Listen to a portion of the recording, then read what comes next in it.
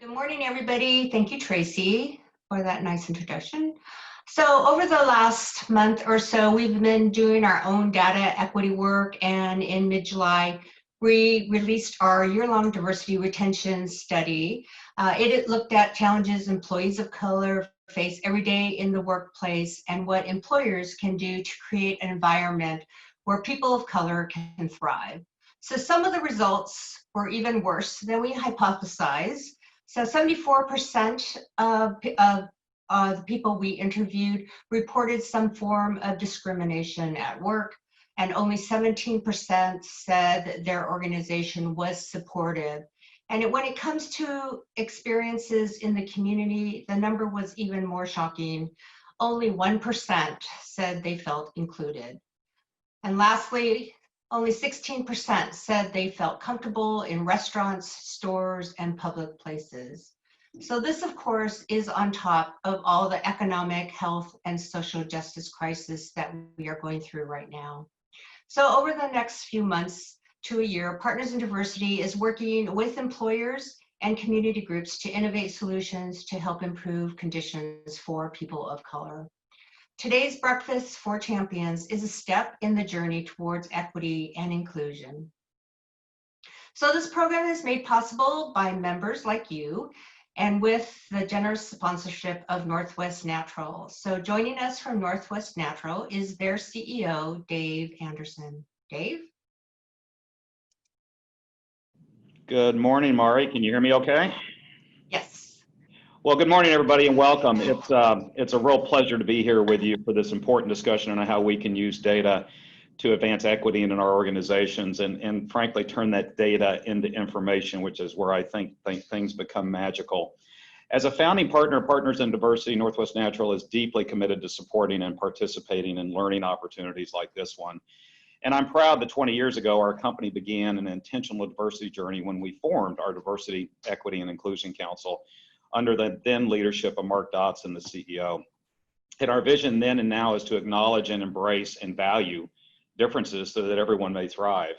We know our company and our employees are more successful, and our customers and communities we serve, frankly, are better served when our culture, our values, and strategies reflect our commitment to these very important items of diversity, equity, and inclusion. In the last 2 decades, we've made measurable progress within our workforce, with our suppliers, our contractors, our customers, our communities, and even our board of directors. Our longstanding involvement with Partners in Diversity and collaboration, frankly, with many of you has helped us move toward the goal of a workforce that reflects the communities and customers we serve. So today, we're doing more than ever to recruit across all dimensions of diversity and build an inclusive and supportive environment that helps us not only attract but retain diverse talent. But we know we can do more and we must do more, especially as we look at the backdrop of today's urgent call for racial justice. We know we must do more. So this morning's discussion will hopefully help not only us, but all of us do just that. So for my colleagues here at Northwest Natural and those that are on the call today, we're really excited to participate with Partners in Diversity, participate in today, and are thrilled that we could actually sponsor the event. So have a great day, and I hope we all learn a lot. Mari, back to you. Thank you, Dave. And again, thanks to Northwest Natural for continued commitment to equity and inclusion. So today's Breakfast for Champions topic is using data to advance equity. And some have said that data helped advance the Black Lives Matter movement because information and shifts in consumer behavior can be traced and shared so easily. So because of data, we are better able to understand the impact that COVID-19 has had on people of color. There's power in data. And today our speakers will show us how they have harnessed that power to make decisions on policies, practices that are rooted in equity. As you listen to them, think about how you can use their examples and incorporate data into your equity work. So here's how things are going to flow this morning. So you will hear from 2 data experts on ways to bring data into your equity work. Then there will be a fireside chat to help provide additional perspective. And finally, there will be some time for your questions. So if you can put those in the Q&A box. So I'd like to introduce all of our speakers and moderator. So our first speaker will be Alison Beason. Alison is a policy analyst for the Port of Seattle, and prior to her service, she worked at the City of Tacoma. During her tenure, she oversaw the immigrant and refugee portfolio, resulting in the creation of the city's first commission on immigrant and refugee affairs. In addition to forming the commission, she developed Tacoma's Equity Index, and the Equity Index evaluates the city by census block groups and looks at obstacles and barriers which prevents the success of residents. Her overreaching goal is to help the city develop data-driven decision-making practices to eliminate the inequitable disparities within the city. Our next presenter is Jeff Raker. Jeff serves as the Senior Economic Development Planner for Metro. He is a liaison between planners and economic and workforce development professionals. He was instrumental in working with Brookings Institute to develop the Economic Value Atlas decision support tool. That tool helps link Metro's investments in infrastructure and land use with actions to support the regional economy. Additionally, he supports the Southwest Corridor Equity Coalition, focusing on needed business and workforce stabilization investments as the light rail extends from Portland to outlying Southwest suburbs. After their presentations, the fireside chat will be moderated by Tanisha Jumper, Director of Media and Communications for the City of Tacoma. Her job includes oversight of TV Tacoma, community engagement, and Tacoma 2025, the citywide strategic plan and vision. Tanisha has more than 20 years of experience working with children and families, including organizations like Head Start and United Way of Greater Dayton area. So without further ado, let's have Alison. Hi, thank you very much. Let me just set up and share my screen real quick. So my name's Alison Beason. I work with the Port of Seattle in the Office of Equity, Diversity, and Inclusion. A little bit about my background is that I'm originally from the Northwest in Puyallup, Washington. But during my tenure, I went to the National Science Foundation, National Institute of Health, Health and Human Services, to work in biochemistry and molecular biology, but basically on science policy, trying to understand how we can get the pipeline for people of color and women in science. After working there for around 15 years, I came back home to the City of Tacoma to understand how we can look at data and infuse that in our Office of Equity and Human Rights. After developing the product that I will produce to you right now or show to you right now, I'm now at the Port of Seattle that recruited me to understand about how we can look at investments economically and look at geospatial analysis with the Port of Seattle. So I'm very happy to share to you some of my analysis and how we've applied this to real life application. With the Port of Seattle and the City of Tacoma, we leverage a couple of internal documents that we have regionally. It's the Washington Environmental Health Disparities Map that is done by Esther Main. She is a grad student working on her PhD, and she developed a wonderful map that we used a lot of her data points. Also, we used the Puget Sound Regional Council's opportunity mapping and the King County Determinant of Equity maps. So Washington State has been, especially the Western Washington, has been using a lot of opportunity mapping and equity data analysis on understanding how we could prioritize where we're going to put our funds and resources. When we talk about equity mapping or opportunity mapping, people get confused about what is an index. So just to familiarize yourself with indexing, I think a lot of people are familiar with the body mass index, which weighs your relationship between your weight and your height. There's also the wind chill index, which looks at the chill and speed of wind and the temperature. The one that I like the best, I always show, is the Big Mac index. This Big Mac index is the thing that takes a Big Mac, puts it in different countries to understand the value of currency. So if you had a Big Mac that costs $1 in the US, but it costs $2 in the United Kingdom, you would understand the value of currency.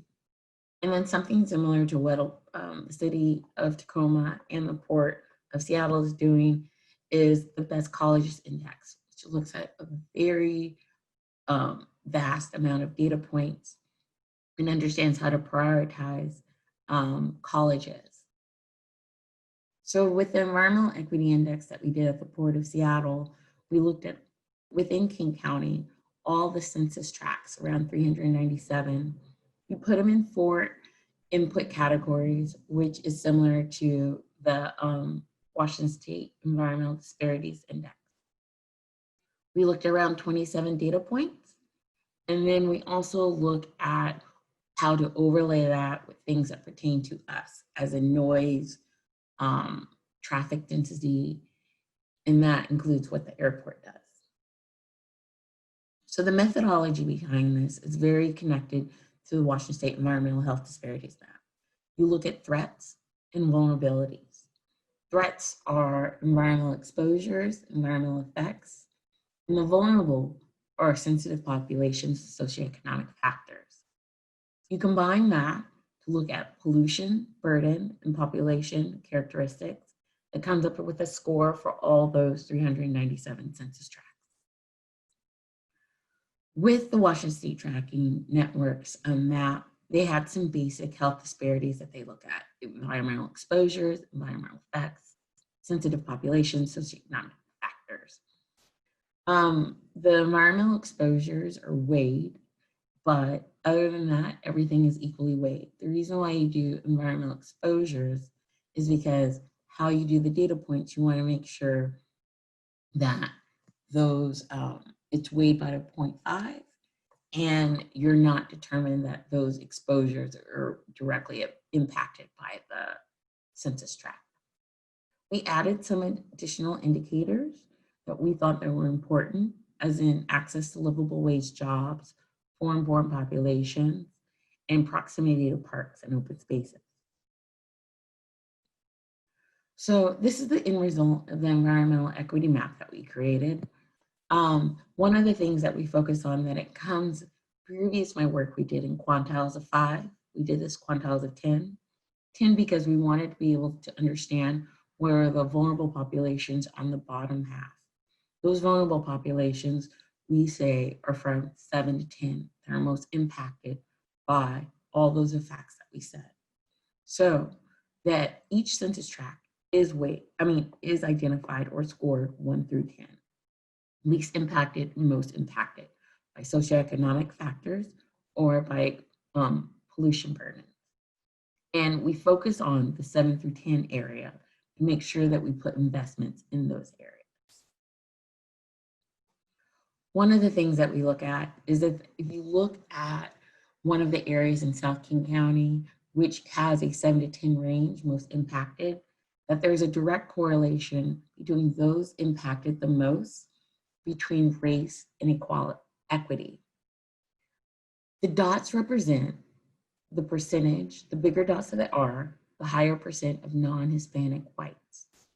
So areas within the dots that have 61 to 91% non-Hispanic whites are the ones that have the least impacted by some of the decisions that were made by jurisdictions.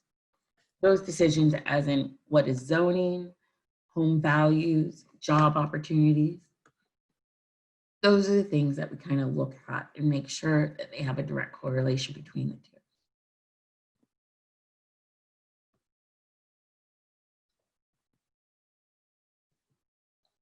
For example, let's take Des Moines. It might not be familiar with you with the area, but it's very familiar with us in King County. There is a line that shows these 2 census tracts that are distinct between the 2. On one half of that line, they have very heavy traffic limited heavy traffic with 0%, while the other side has heavy traffic at 71%. Another, food deserts at 0% versus the other side has 21% food deserts. People that have a high school diploma versus not a high school diploma. If you're not familiar with this area, you can see, if you see my arrow, there are a highway, Interstate Highway 516, that cuts through this area. And then it is bounded by I-5. So how did we make these decisions about where we put these freeways in the 1950s, 60s? Also about where we put the zoning when it comes to food traffic. How did the jurisdictions make these decisions? If you know anything about kind of the history of Washington State or the Northwest in general, a lot of these decisions were made in around the 30s and 50s about where they were putting their zoning and where they were putting their freeways. So a place that has zero heavy traffic, zero food deserts, and a lower population that has no high school diploma is 48% white non-Hispanic, while the population that has a heavy traffic, a higher population, area that has food deserts, is 28% white non-Hispanic, meaning it's more diverse. So we need to understand some of the decisions that we make. And this is why I come into this job, to try to help people with those decisions. So a couple of examples where you can apply it to your regular job or your current job, and how I've applied it to the places I've been in. We try to make data-driven decisions when it comes to policy decision-making, workforce, service delivery, community engagement, or currently COVID-19. And I'll try to give you examples of a few of those. Right now with Port of Seattle, I've been working with the noise monitor department. They were asking me, how do I prioritize where we're putting these noise monitors? They gave me several populations and areas. I looked at all those and I applied all those locations and I overlapped them on the index that we had. Because the scores are 1 through 10, I was able to help them prioritize where to put those locations, being 10 the most vulnerable population and 1 being the least vulnerable population. So after giving me those locations, I mapped them and we were able to decide where to prioritize the first noise monitor at the Port of Seattle. And that would be the Wildwood Elementary School, which, if you look over here, is a very 10 and in the most vulnerable population, most vulnerable when it comes to environmental pollutions or socioeconomic factors. Within Tacoma, I have the example of where we had the Human Resource Department gave me several entry-level administrative positions that people applied to. After they applied, they had to do a test. When they did that test, they got a score. So if you were looking at where to do priority hiring, I was able to look at the scores of everyone that applied to that position and where they lived and their address. You can see a direct correlation of where people live and where they scored. So if you lived in a very low opportunity area, because this map is only in 5 quantiles instead of 10, is that if you were in a very low opportunity area or very low index score, that you end up getting an average score of 76. But if you're in a very high opportunity area, which means that you have better education, better transportation, better job opportunities, that you score a higher score. If you've heard recently, everyone says where you live should not determine what your success is. But for you to just get an entry-level job that requires a high school diploma, you are scoring lower against your counterparts. So how do we do that when it comes to equity?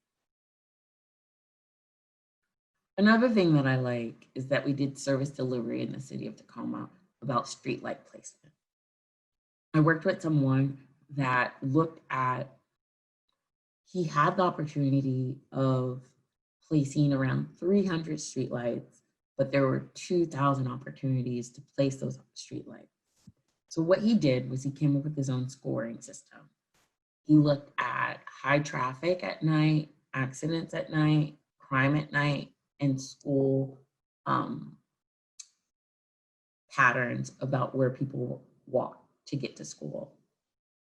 Coming with his own number system, he was able to score anything with a high 10, or was how he prioritized where he was going to put those streetlights. Then, using the index and the z-score that was given to him, he was able to say that if you had a 10 in a very high opportunity area that was modified, add the z-score to a 6. If you had a 10 in a very low opportunity area, with the modifier, you got additional points of 12. It's not saying that we would never hit the whole entire city of Tacoma. It's just saying that we were prioritizing where we were going to put those streetlights in the placement. And so that was able for them to put an equity lens to their service delivery and day-to-day operations. COVID-19. So as I told you, with the current methodology that we use with the Port of Seattle, we look at pollution burdens and population characteristics. We look at threats and vulnerable populations. Right now, we are able to look at historical inequities compounded by generations, as in economy, your housing value, job, education, environmental, meaning pollution burden, exposure, and we make sure that we do these things and we use COVID-19, how it's affected people in different areas differently. One of the things about environmental pollutions, which I really like about the Port of Seattle, is that we bring in chronic conditions as in asthma, diabetes, health disease, and hypertension. So let me give an example of 2 communities. Remember the 1 through 10 phase that I said that 1 is the least impacted communities and 10 is the most impacted communities. Least impacted means that you have a solid economy, quality environment, and you maybe have no underlying ailments. So if the most impacted community is at a 7 and the least impacted community hypothetically is at a 5, if COVID hits, when you have job loss, mental strain, or COVID-19, if those 3 things hit the community equally, one community will go to the very end of this system and be most impacted at a 10, while the community that started at least impacted goes just to a 7. So let's look at equality. Equality is something, for example, that I always tell people is let's look at the stimulus packet. So if everyone got $1,200, no matter what your income is or what your impacted is, and when COVID-19 happens, and we're talking about economic recovery, lowering pollution burdens when it looks at climate change, or healthcare when we're looking at where you would be tested, if we distribute this equally, the people in the first community would go back to their original of 7, versus the person that was in the least impacted community would go back to his original position of around 4 or 5. So everyone's just going back to their starting points. But if you prioritize the most impacted communities, and you, as we did currently, by understanding that there's barriers about who you give the money to, what was the income level. So when you prioritize those communities, you're just getting people back to the same playing field. What we did at the Port of Seattle is that we created the South King County Fund and the Youth Opportunity Motion. We prioritized the communities on the South King County area because they were the most impacted due to COVID unemployment rates we looked at, COVID exposure, and we wanted to put money back into those particular areas within King County. And so that is the way that we've been able to use data when it comes to equity. And it's been very interesting and helpful for leadership to understand about where we can better put our resources and help the community. So that is all I have for now. If you have any questions, we'll be taking questions afterwards. Hello, everyone. Let me share my screen. It's Jeff Raker. Just as a reminder, I'm the Senior Economic Development Planner at Metro. And I work on essentially connecting what we do in transportation and land use and making public investments with what others are doing to advance economic and workforce development objectives. And this has meant that we've worked closely with our economic and workforce development partners outside the building to sort of orient our investments and adjust how we make those investments according to those outcomes. And inevitably that reaches out to looking into economy for who and sort of the considerations around social equity. I put this first slide up as a reminder that behind the data is real people. And there's a lot missed by just focusing on census tracts and that evaluation. It has to be supported by a number of different ways of looking at the issue, both quantitatively, but also with informed engagement with community members and trusted advocates in the communities. And this is actually an intergenerational leadership team that we helped resource in support of our decisions around the Southwest Corridor light rail project. And so I'm going to start by just looking into some of the past of what Metro's evolving approach to social equity is. Obviously, prior to 2010, there were commitments to affordable housing. There were considerations of equity in our regional transportation plan and some of our growth concept decisions. But it really became much more meaningful when the Metro Council adopted a platform for equity as one of the 6 desired outcomes for the agency and for the region. That in subsequent years led to a lot of activity around how, both internally and externally, in terms of how we make our investment decisions, obviously our workforce and the addition of a diversity, equity, and inclusion program. So we initiated an equity strategy program in 2012, had an advisory committee that was formed, and obviously did some data analysis to kind of inform our decisions. And there was an equity inventory report.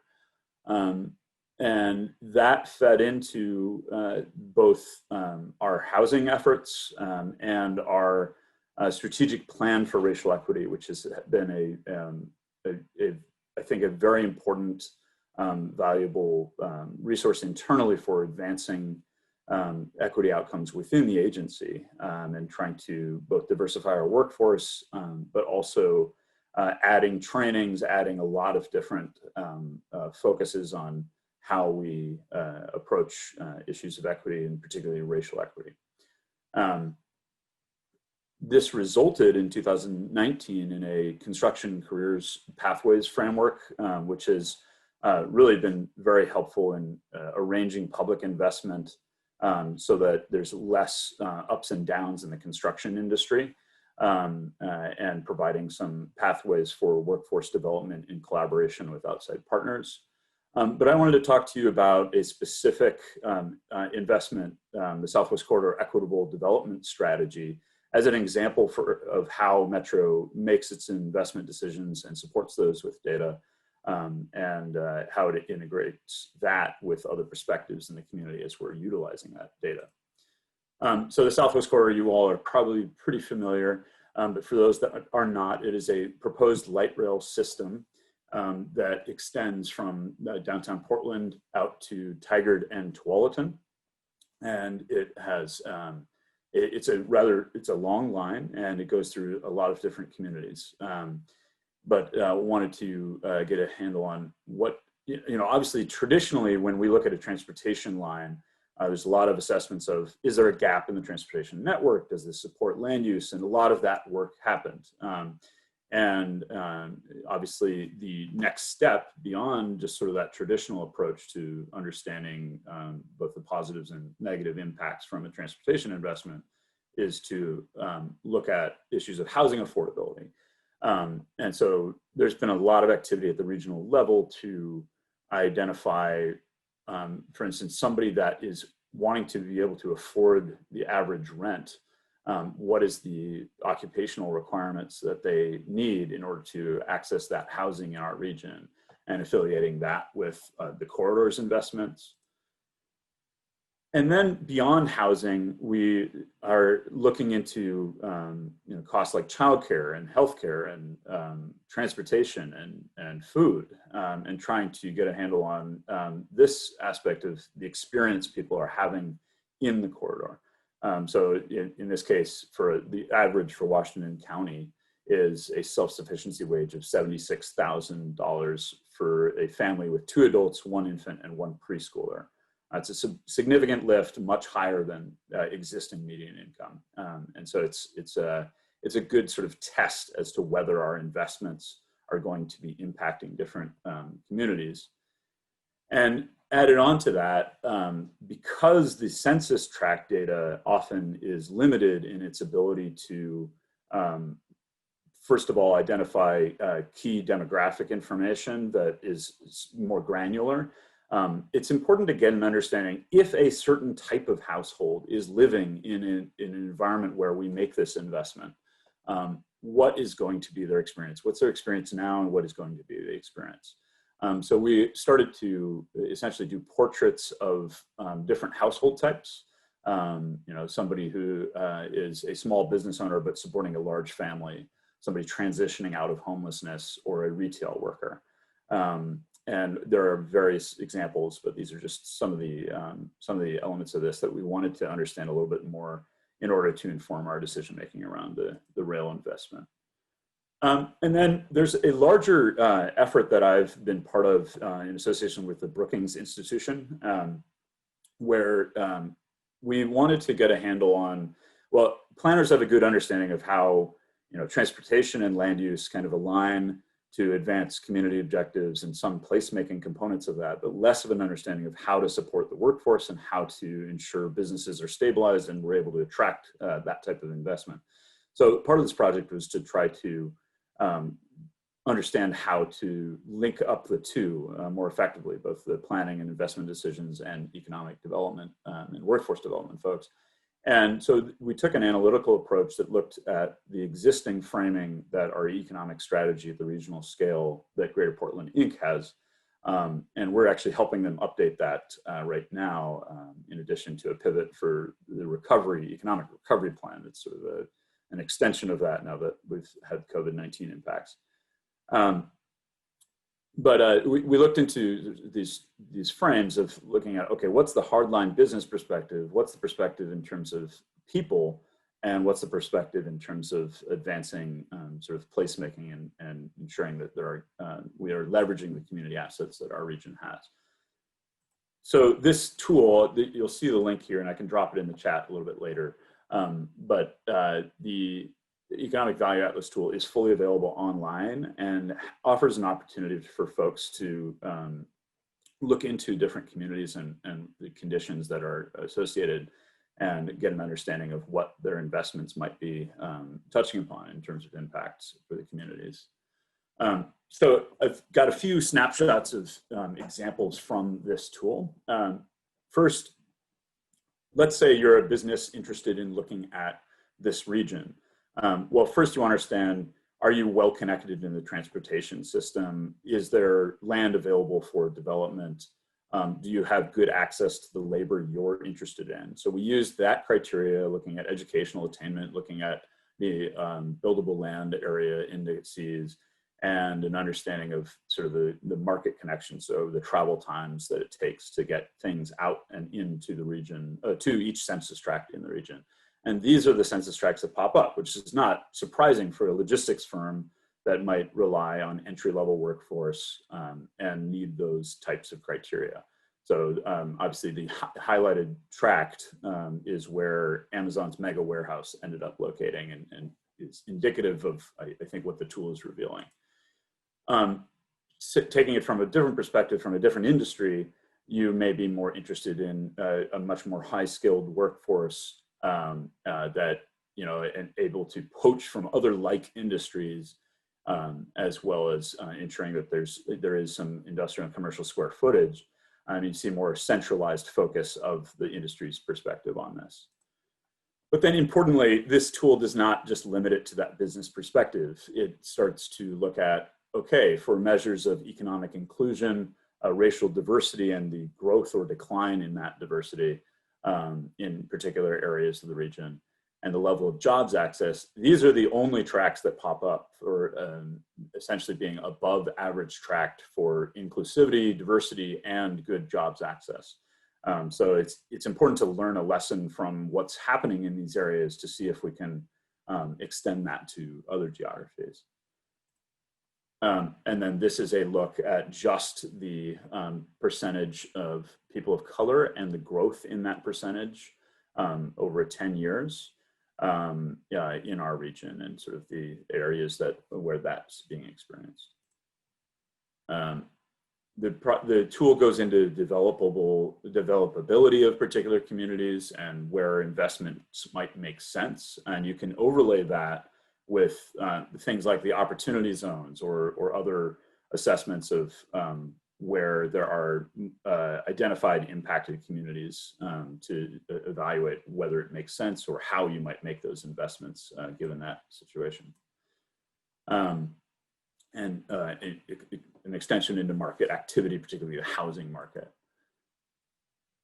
We've now used that same platform essentially to support this Southwest Corridor light rail project and assessments of equitable development around it. And what we've looked at primarily is these 5 factors: community change, housing affordability, access to opportunity, mobility and connectivity, and then it's pretty light touch, honestly, on health and safety that needs to be built out.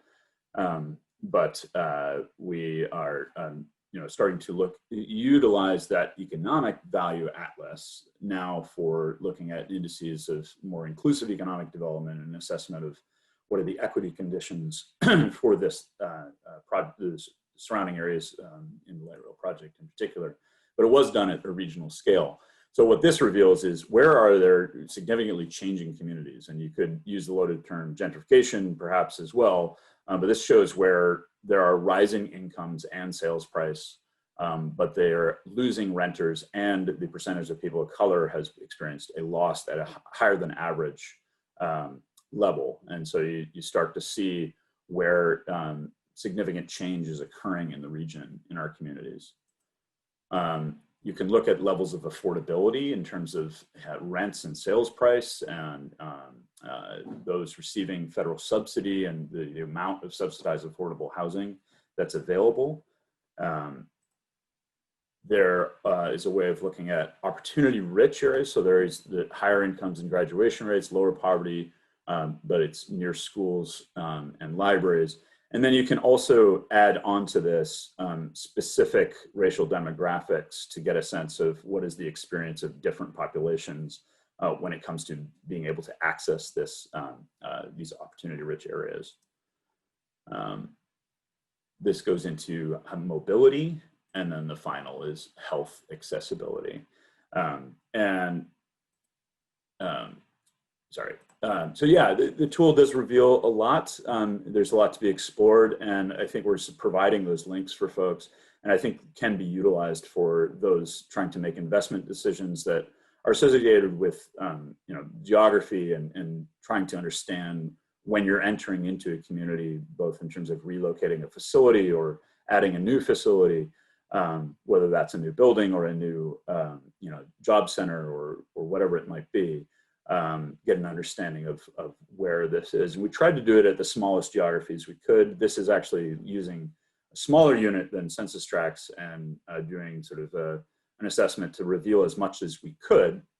But again, it does not expose certain concentrations of, for instance, a Muslim community in the Southwest Corridor and other racial demographics that we know to exist, but is harder to sort of visualize. I just want to then give you a roadmap. If you are using data to inform your decisions and the possible implications it might have on advancing social equity, what can you do to sort of ensure that investment decision is informed not just exclusively by a sort of hardline look at the data, but by a broader perspective. So I think one of the keys is obviously to look at what your peers are doing in terms of setting equity principles and establishing the process. I am also a Puget Sound transplant, so it was helpful to have participated in a transit community effort up in the Puget Sound where they were looking into these issues and setting key priorities. And then King County, of course, has a pretty advanced look at equity impact review, which I like to characterize as the equivalent of an environmental impact statement, but for equity, and so that you get a sense of the level of significance for particular populations and being able to identify impact and assess it. These were our corridor principles. So expanding the breadth and depth of influence among affected people, addressing displacement, reducing disparities, but also not just about the disparities, but being able to leverage the full diversity of folks that are present in the corridor. And I think it was Tori Campbell at Prosper Portland. He talks about the need to understand that if we got 12 people in a boat, you don't just want one or two rowing. So you got to give them all an oar. So that's sort of the perspective we come into when it focuses on equitable development.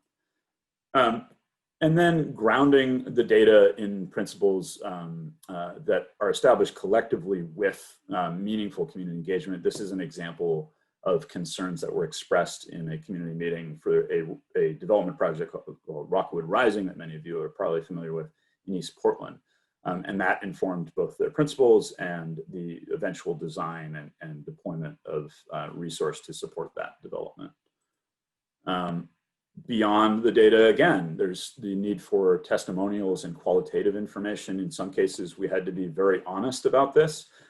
We actually did a testimonial by a business that was being impacted by the rail system, and to get an understanding of, what can we do to mitigate that effort or readjust the investment. And in this case, the alignment could be adjusted to accommodate not just that business, but sort of nearby surrounding businesses, and adjusted how we made that investment. And then additionally to obviously adjust how we were doing mitigation for those businesses. So being very transparent about the negative impacts is a component of the investment decisions and those that are informed by the data. And then when it came to actions, we wanted to, we basically supported by a survey of both resident leaders and advocacy groups that were involved. Those projects that we thought collectively were viable, but also really moved the needle on equitable development outcomes, and tried to essentially apply this filter when we had a proposed investment. And then this was followed up by an assessment of impacts to specific underserved or underrepresented business owners, workers, and the general community. The other element of augmenting the data is to ensure that we test applications with trusted advocates and service providers. So we put together a leadership training program, as I described. We provided stipends and childcare and a variety of other efforts to increase the ability of folks that might not have otherwise been able to access the meetings that we're conducting, as well as putting together an adult and youth cohort that supports the project. And then we have a number of projects that looked into housing, and then some exciting projects that looked at getting individuals that might be working in the service industry at OHSU or in service positions trained up and able to pursue a medical career pathway, and in that way supporting a workforce stabilization activity and seeing if that could be applied to other employers in the corridor, as well as a look at, with Mercy Corps Northwest, ensuring that there was access to capital for those that are unbankable, and trying to provide sort of services to entrepreneurs that were aspiring. Another component is the de or recentering of decisions and power. So this Southwest Equitable Development Strategy was supported by an FTA grant. It's a very government-led project. metro at the center. And we have been able to work with both the whole group of community-based organizations and service providers and others to adjust how this collaborative works over the next few years. Secured funding with Unite Oregon and Community Alliance of Tenants to help us move that forward as a coalition that was centered in racial equity and the advancement of racial equity.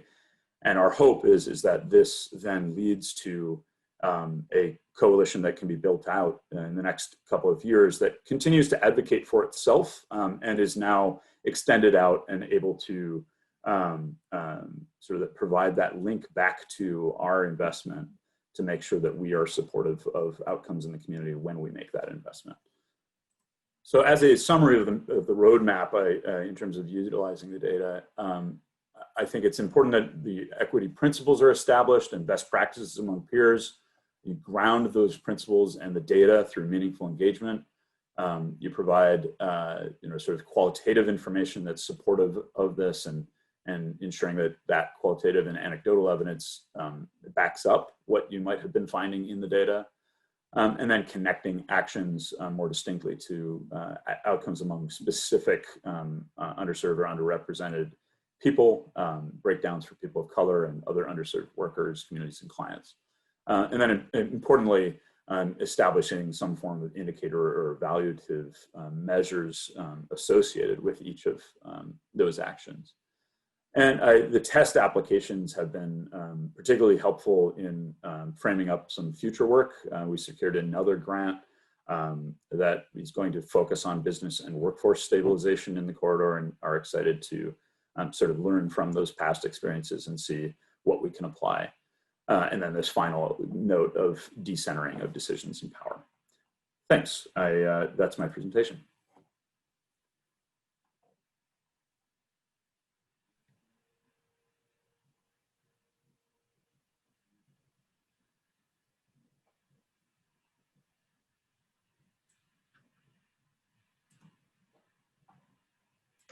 Good morning.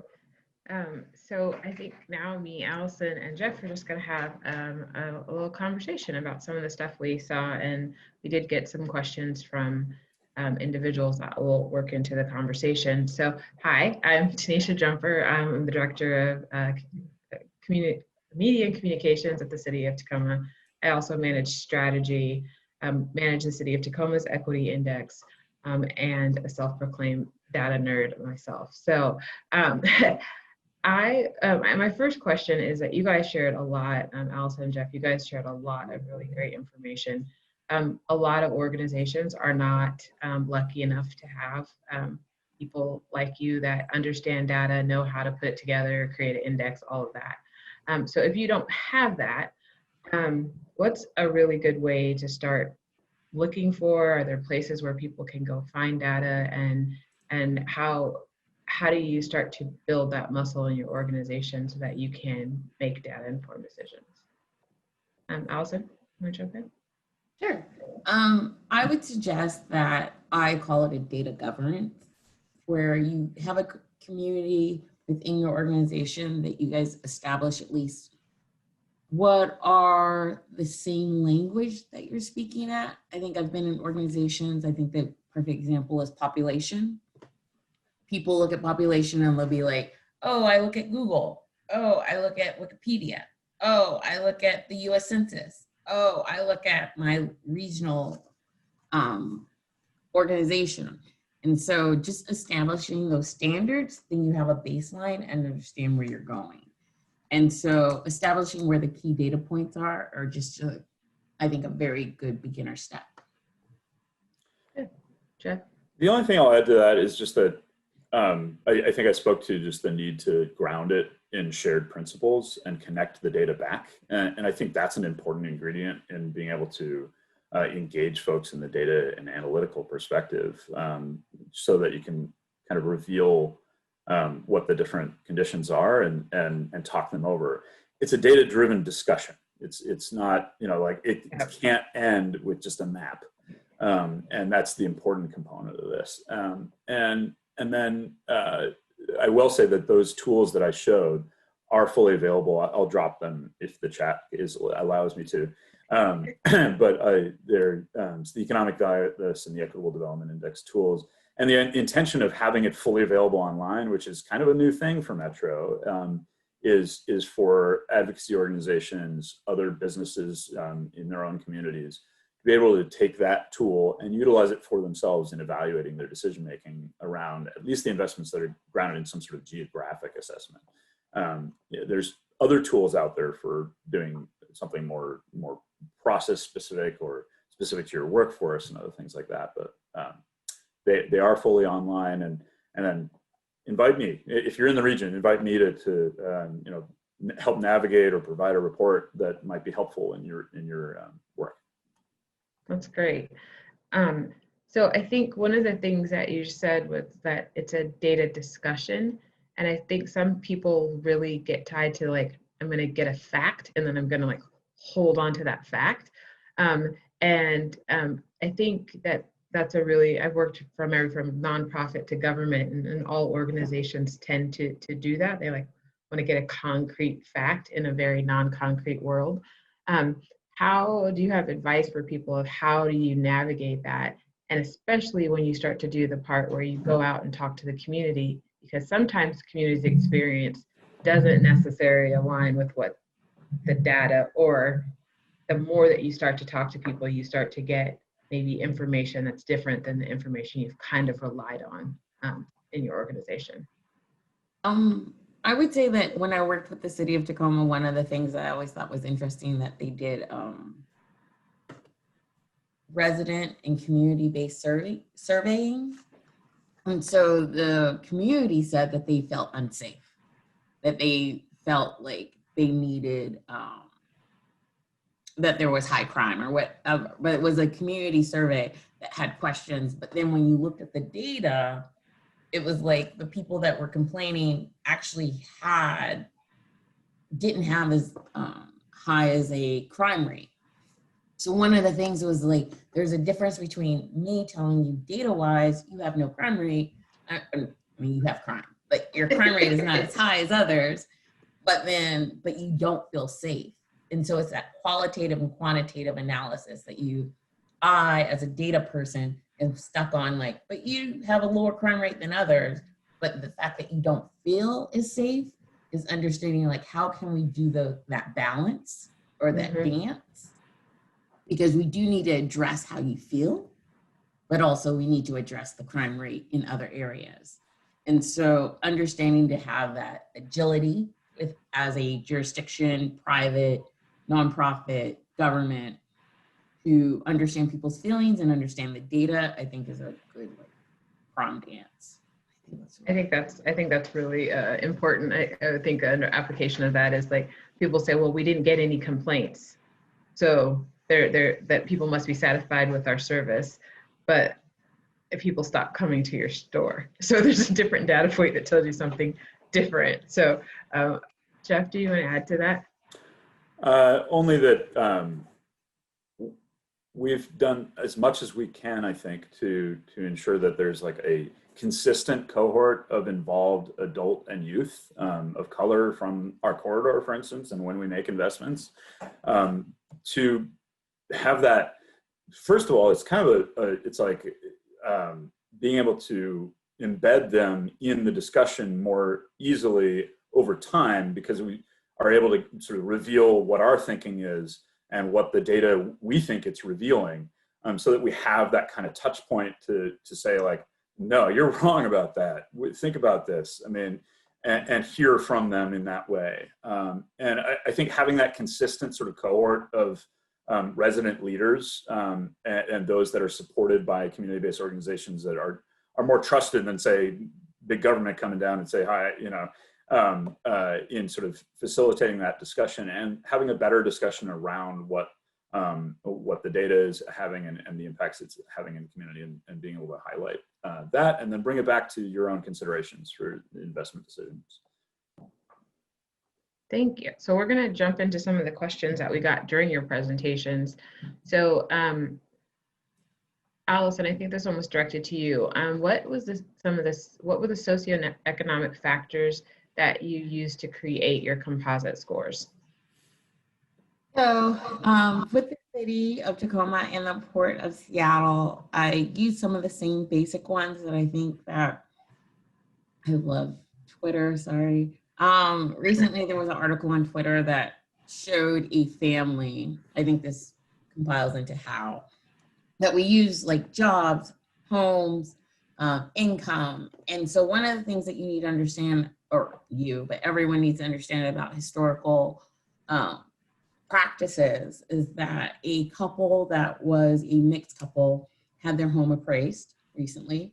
This was within the last couple of days, it was all over. And when they had their home appraised, they had, it was $100,000 under appraisal.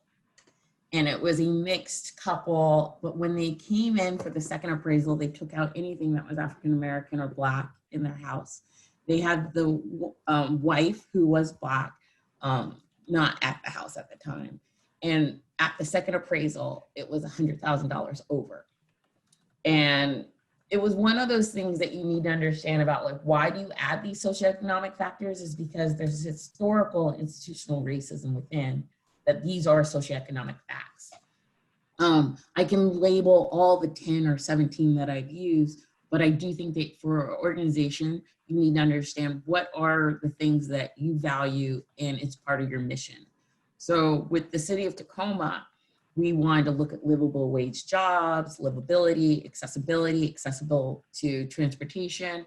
But with the Port of Seattle, we added more environmental factors because we do contribute to noise. We do contribute to pollution in the seas. So I can give you all the ones that I have, but I feel like as an organization, you have to cater it towards your organization. There's a lot of research about what is associated with socioeconomic factors and equity. Mm-hmm. And with that huge list, you can probably pick out the ones that are more pertaining to what your business practice is. Gotcha. Thank you. Another question related to your presentation was in the one, and I know the answer to this question, but the slide that you showed about people scoring for an entry-level position at the City of Tacoma. Do you know if there was any policies or how did that data impact hiring decisions or was it used at all? So with the city and with Washington State, we had a proposition that was not passed about affirmative action. So we cannot do anything like affirmative actions, but we do have priority hiring where we want to encourage people within the city to apply and encourage employers to hire those employees. So we didn't do any action directly, but at the same time, it was a really good tool for HR to consider about best practices. Thank you. Is that right? No. Yeah, you did good. So Jeff, one of the questions that, and I think this is a really big question for a lot of jurisdictions and development type groups. When you're thinking about like gentrification, is there a way that you would use that data or census over time so you would start seeing trends that maybe we could stop gentrification from happening rather than spending the energy that we spend trying to reverse the effects of gentrification? It's a big question, but first of all, is defining gentrification very clearly. It varies in terms of data, but the general sense, I think, in this region at least, and I think in Puget Sound, is we're experiencing a loss of people of color. We're experiencing a loss of those that are unable to access the economy as effectively, and they are being pushed out of certain areas and relocated either outside of our region, unfortunately, which is a huge loss to both our community and our economy, or into areas that are either less desirable or just because they are more affordable, they're being accessed. So I think one element of this is trying to kind of reveal some of that with both the data and highlighting where those community changes are happening. But another element of this is that's the entire project for the Southwest Corridor Equitable Development Strategy. It's essentially how do we stabilize and ensure not just stabilization, but individuals are able to actually advance and participate more effectively into the economy and into sort of the community services that are available. And doing that is like fighting windmills. It's not something that an individual jurisdiction can control. It is also not just from a specific infrastructure investment, although that can contribute. It's also a variety of other factors. So addressing the problem requires, the full range of activities. And that's kind of why we advance test applications and pilot projects to look at affordable housing, to look at more specific business and workforce stabilization activities, and then trying to ramp that up when it appears to be working. I also think, like, I gave a slide that showed kind of the counterexample where things are going right, which may be a rarity, but I think we need to learn from those places. And so if there is diversity, it's increasing in its diversity, and economic opportunity prevails still in those areas, and they're able to access jobs, they're able to access services. And what can we learn from those locations, and what can we learn from those communities? And the data doesn't reveal it all. You got to go talk to people and make sure, one, that that's real, and then two, that it's sort of what's the strategy to actually advance it? Can it be replicated in the way you want it to be for different communities? What's that? I mean, that's kind of the planner's dilemma for the last 15 years, I think. I think it's interesting. There was when Alison first did the equity index in the city of Tacoma, we were like looking, you could see where there might be an area that was like low opportunity, and then you could see how there'd be high opportunity all around it. And you can kind of infer from that, okay, well, if you wanted to be close to these high opportunity things, the best place to buy would be in this low opportunity area that's kind of sitting in the middle. And eventually that's going to be the place where, you could. So if as a city, you can look there and say, okay, what could we do to stabilize that area? Could we go in and talk to people about getting utility assistance and home loans and repairs, and help them stay in their homes so they don't become the victim of someone coming in saying, I'm going to pay you cash for your house today. And a lot of people not understanding that, like, they're going to pay you cash for your house today. Unfortunately, that cash is not going to buy you anything else in the city of Tacoma. So the other thing I'll say is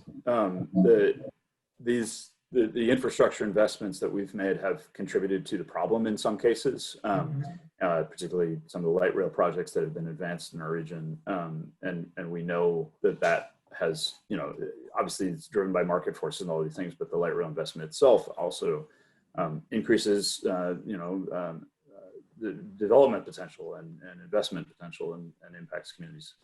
And so getting ahead of it and ensuring that this is like, because we're looking at, probably the construction of this light rail will take a good, 7 years, maybe 10 even, being more transparent. I mean, I don't know. I'm not the construction guy on the project. So, but ensuring that these discussions are happening now prior to even the construction beginning, and that's key. Will it be enough? Probably not, but it is at least an important part of trying to do better. One of the things that I liked about Tacoma is that when we were constructing our light rail is that we worked with nonprofits. Tacoma Housing Authority, I think it is. You'll correct me, Tanisha, if I'm wrong.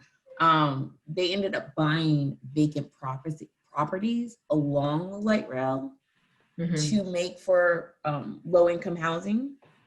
So then as the construction was going on, we were in conversation and talking to these people that instead of having a big developer buy up these pieces of land, we made sure that there was still going to be, I don't even want to say low income, affordable housing. Affordable housing, mixed income housing. Around that light rail to prevent displacing the people that were originally there.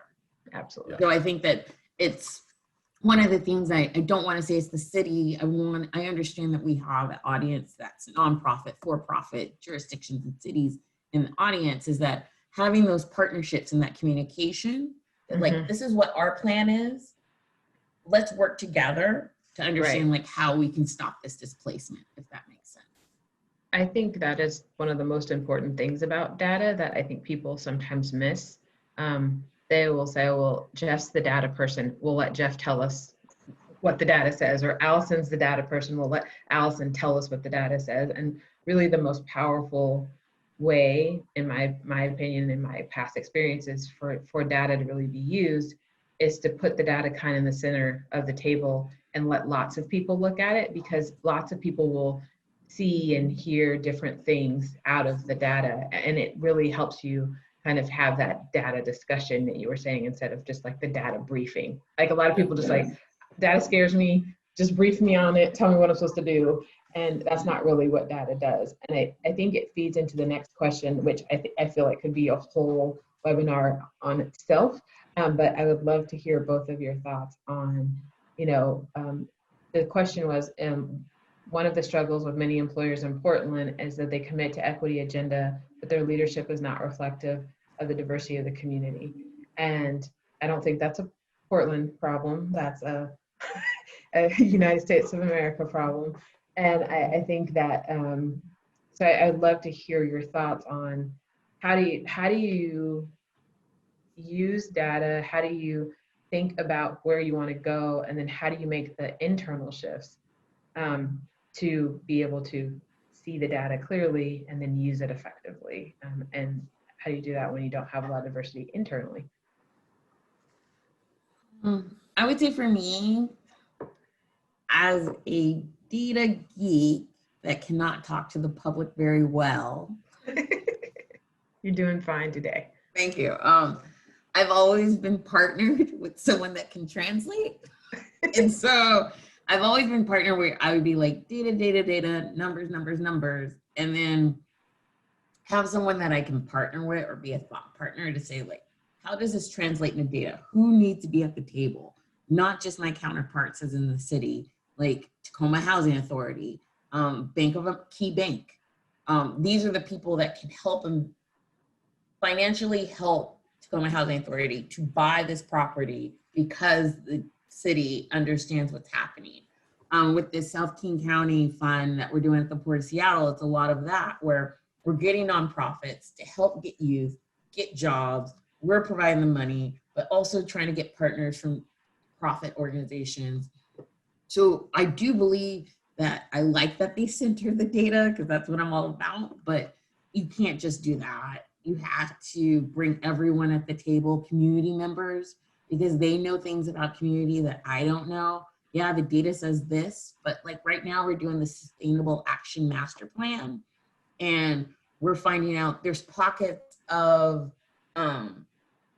people of color that the census doesn't catch, but the maybe regional area catches or a church connects. So it's like understanding that you can't just use one source and making sure that everyone's at the table.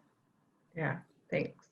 I mean, as a white guy on an equity project, I think one element of this is to just be a good, learn from everyone you're talking to and try to be as good a strategic ally as you can be. Right. And that doesn't mean that your leadership needs to fully reflect the community, although I think that's an important change that needs to be happening. But it's essential to have sort of that groundswell of support both internally and externally.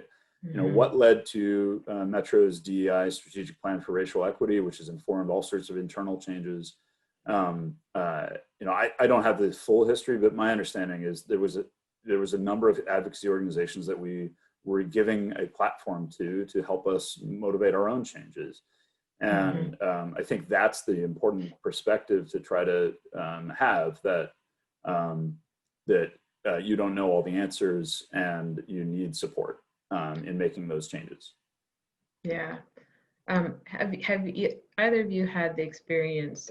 I just kind of it's happened multiple times in my career, but it just recently it happened again. But when you do get data and you do get feedback, and the more that you show yourself to be an open, transparent, and equitable organization, the more people will show up that have never shown up before, and it sometimes skews what we might have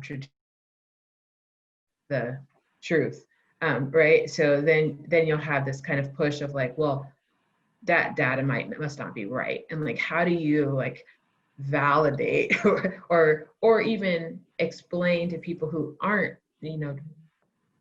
kind of familiar and intimate with data that data is always changing, it's dynamic, it's not a one thing. And people might, and I think it's happening right now around social justice issues, where people are like, well, no, everybody's always loved the police, and people can't really hold the two ideas of like, you can love and want a police response and also not want the responses that we've been seeing across this country at the same time. And so then people will be like, well, the data has to be wrong. You're not asking the right people. If there's no way 90% of people want us to defund the police. You know what I mean? So like, I guess, how do you help people, or what do you have advice for other people who are struggling with some of these data points that are providing information that's new, different perspectives?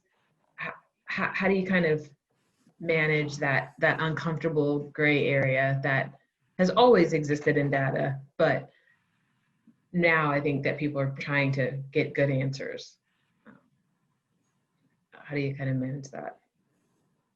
Sorry, that was a big question. No, that's all right. I think for me, there's two aspects. One of the things is the census data. The census is going to be horrible this year. I don't even know if I really want to use that census data this year. Like, it's just going to be cruddy. And so before, what happened in the last administration, people would be like, so how do you feel about the census data? It doesn't represent people of color. It doesn't represent it on low socioeconomic factors, communities, because we can't reach to them. They don't fill out the census. And my counter was always, can you give me a bigger sample size?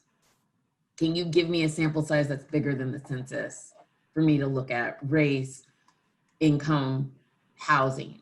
They were like, well, what about this source and this source? And so for me as a data nerd, I always look at sample size, which is not something that should be like, I do want to look at the standard error and all that deviation, but that's what I always counter with the census, which I understand that people do not like that stance, but it is a huge sample size.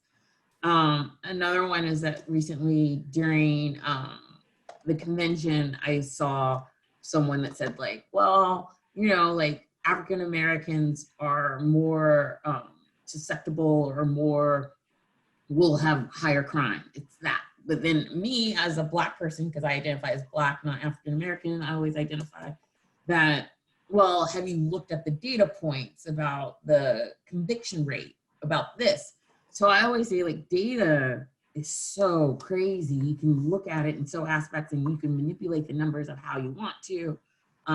So I get the counter, but at the same time, I do look at sample size. I look at the error rate. I look at so many things to make sure that I'm accurately representing my community. An example of the challenge is cell phone data. So Metro has been looking into and not necessarily applying it broadly yet because we're concerned about both privacy, but also representation. Yeah, so not everybody has a cell phone. Many do, but again, they're not all connected to one or two providers. And often, indeed, what Alison's saying about sample size, there's challenges. Now, I think there are some opportunities to kind of verify data. Like Coalition for Communities of Color did a lot of work to sort of assist Metro in the past on an equity atlas we did some years back that revealed more than the census and helped support those findings. But yeah, it's not an easy thing. Yeah. Yeah, I had a supervisor a long time ago who used to say, figures lie and liars figure, so as kind of the, you can use data for really, really good things. And there are people who like to manipulate data for the wrong things. So I think it's just about having those conversations, understanding what your standards are. I mean, I think what you guys said in the very beginning about having policies and understanding of what are we trying to find out and what is the data we're going to use to find out, get answers. And that also the idea of like, data should be iterative, right? So you should always be going back and asking questions and saying, yeah, but that's not capturing this. And people are having this experience that's different than what our data tells us, and why. I mean, I think why is probably the most powerful question in looking at data. It's like, yeah, but why? Yeah, but why? And I think if we got a little more comfortable with that ambiguity, it'd be really great. Yeah, it goes back for me to that point. Just it's a data-driven discussion. You're not ultimately finding out anything without really integrating the perspectives of real people that are residents and also those that are service providers and know what's going on more on the ground to understand it. And it's challenging sometimes communicating that to electeds and others that might be actually in the seat to make a decision. So, yeah. So what do you do in those situations where there isn't census data? Like you need to know about something that there isn't a concrete, data source. Like I know Allison's like, we don't, no, I don't do it, but that's not always possible. So like, what do you do when there's uncertainty in the data, or you maybe have to utilize unclear or untested data sources? Well, another one of my slides had the data portraits. So it's kind of like, we know this about households in the county, in the area. We might not be able to reveal that they exist in this distinct census tract because the census data is limited. But we know some of them do. So what's their experience? And are we worsening that experience or bettering it? Mm-hmm. Yeah. So we only have like a couple minutes left, and we haven't really talked about how people might use data internally in an organization to kind of get to that representation number. Like, how do you use what you guys know? And I know you guys mostly focus outward, but do you have advice for people who want to maybe use data to work on their own culture internally, or to make hiring decisions, or any of that? Any kind of, just gonna toss it to you guys for your ideas about that. Well, I would have to defer. I think there's somebody from our DEI office actually online. I would have to defer to really go into this in depth. But we've had a long-standing commitment to something called the First Opportunity. I'm going to get the acronym wrong, but the FODA, which is a recognition that metro facilities have been located in communities that were displaced, and a concerted effort to do hiring practices towards the communities that were displaced and the households that were impacted. So there is kind of a prioritization for our hiring practices that relates to that. And then there's many other things that I need an HR person to answer. I'm sorry. Nope, that's fine. Allison, do you have any thoughts, ideas? There's a lot of resources. There's a lot of data points. There's a lot of Twitter, Wikipedia sites. I do think that you should have someone who can understand what's the authoritative factor, and understand what is a good resource versus a bad resource.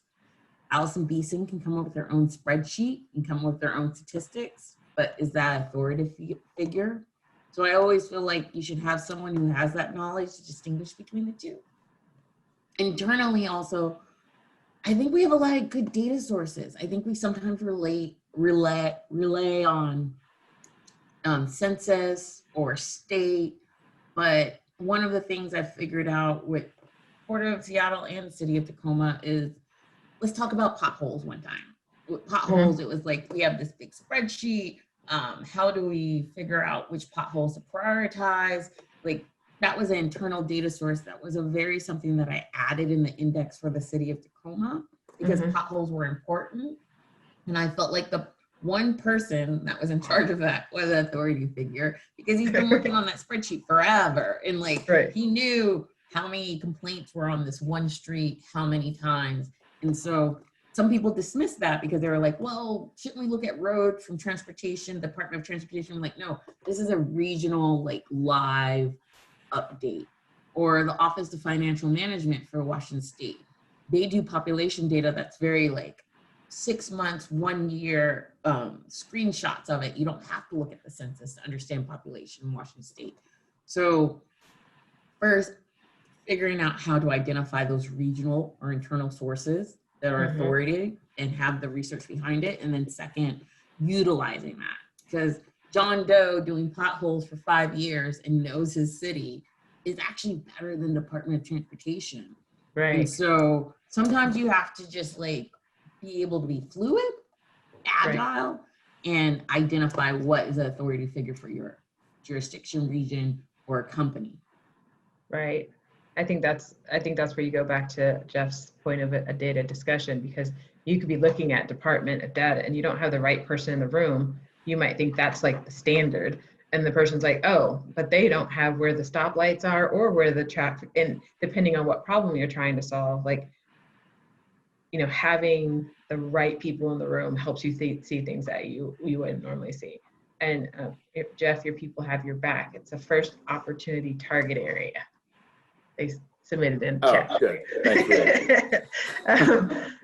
you. So we're getting ready to wrap up, but I kind of wanted to just give you guys a few minutes to, you know, I think data is always something that it either gets you really excited or it terrifies you. And so for the people on the phone, on the chat webinar who are terrified, if you could give them just, you know, your top pointers on how to move into the world of data without being afraid of it and what the benefits are, that would be, I think that'd be really helpful. Jeff? Well, I'll say that for Metro, we have a pretty active communications department that's been really effective in translating some of the real depth of our data into something more story-like.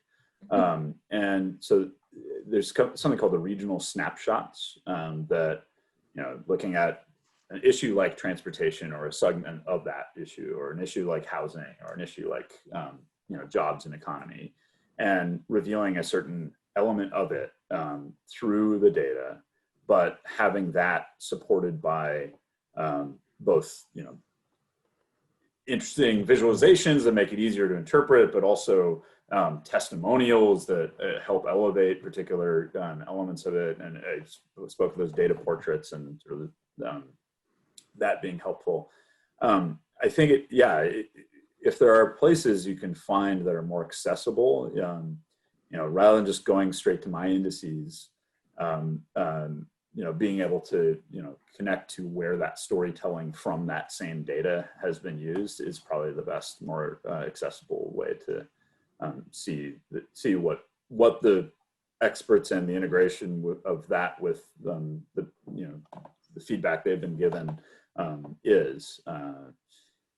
So yeah, I don't know. There's not an easy answer, but I think that if there are sort of those news outlets, sometimes are helpful too. So I see it as our own news outlet, Metro News doing regional snapshots, and they sort of highlight the ridiculous amount of data products that we come out with. Try to have those be more interpretable to the public. It's a work in progress. Yeah. Alison? I think I saw me and Tanisha write regional snapshots at the same time. Right. That was really good. I think building on what you said is that when you hire someone, city, nonprofit, private organization, for profit, is that interdisciplinary science is a big deal. It's been around for around 10 years and people don't understand that. To find a data person that can translate it into a very user-friendly way is very, very important. I can give you all the data I want in my queue, but it goes to one person and the community is lost. And so either pairing someone like me who doesn't want to talk to the public and having someone translate that, or finding someone who has that flow of being able to take data, make it visually pleasing, and communicating that properly is very important. I think that in this economy and in this environment, you have to be very agile. I know I keep saying that. It took me a couple of years outside grad school to understand that, yeah, you created all these fancy maps and graphs and pivot tables, but how do you make it user-friendly? I focused on that in the last 5 years of my life. Not my last 5 years of my life. The most recent 5 years. The most recent 5 years of my life, to make sure that my data is user-friendly to the community and public. And just to close on that, my dad and me are really kind of nerdy. And I think that was always fascinating that he would be like, explain it to your mother. And if she gets it, you won. And that's how I would practice. I would be like, okay, Mom, I'm trying to explain to you about gentrification and maps and all this data. And she was like, but I don't get this. And I was like, oh, if I can make her get it, then I can make anyone get it. And this is like a 76-year-old lady who's really smart. She was the principal. I don't want to downplay my mom, but it was just a very like, if you can make her get it, you can make the public get it. And I practice and try to coin that type of flexing that professional muscle of mine. And so understanding hiring interdisciplinary science type individuals to make user-friendly things for the public. A very so it's not scary. Sorry. A very poignant problem right now is in the recovery. We have tons of data coming out really quickly in all sorts of forms. For me, it's hard to interpret, but we want action quickly to reach impacted communities. And so being able to communicate that, have the process to build trust and have ownership over those actions and utilize data to inform it, and it's a challenge in this short timeline. So for any of those absolute experts out there that have ideas, I'm working on the recovery plan and we need support. But it's not easy. It's something we gotta keep on. Just gotta keep working on it. Mm-hmm. Yep, absolutely. Well, thank you both. I think this was a great conversation, and I'm gonna turn it over to Mari.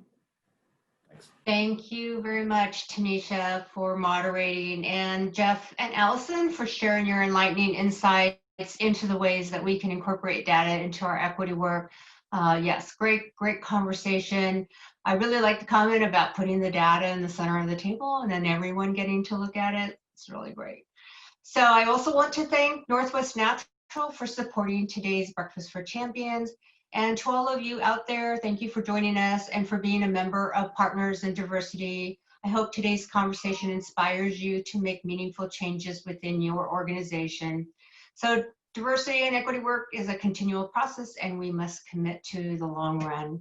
So I look forward to seeing you at our upcoming programs. And finally, if you have a few minutes, please give us feedback in our short survey that will appear after you leave this webinar. We really value your comments. So thank you, everyone. Have a great day. Stay safe out there, and I'll see you next time. Thanks. Bye-bye. Thanks, everyone.